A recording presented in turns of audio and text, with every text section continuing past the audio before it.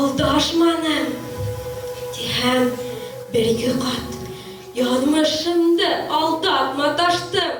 Сәхнәдә башкорт кызы Корлыгаш Киреева туташ 90-нчы балалар бакчасында тәрбияче булып эшли. Түбән Камада 4 ел яши. Туган теленә мәхәббәте һәм хөрмәте көчле. Моны ул милләт кызы бәйгесендә дә дәлилләде. Минем ата-әсәем дә башкорт булгас, мен бит инде быга тиклем Башкортстанда яшәнем, башкортса белем алдым бит инде һәм бу башкортларны беләм бит инде, үз телем бит инде. Бу конкурста ишеткәс тә инде мин катнашам дип әйттем.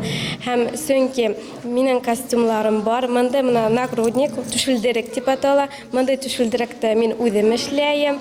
Менә сулпаларымда ла мин үзем эшләнем. Леди национальность бәйгесе Түбән Каманың халыклар дуслыгы йортында уза. Шәһәр күләм конкурста 8 кыз катнаша. Араларында рус, татар, башкорт, әрмән, чуаш, удмурт милләте вәкилләре.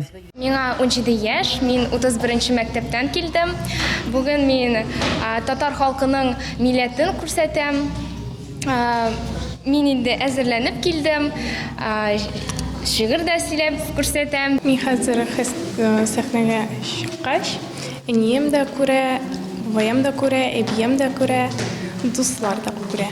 Мала шырамала, мы жакете бурчете, шукченде хашырамала, дигәләр.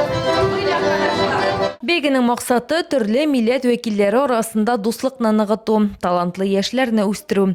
Жюри әгъзалары кызларның чыгышын номинацияләп бәяли. Әмма җиңүче исеменнән 12-нче гимназиядән Лилия Ишмуратова лаек дип табыла.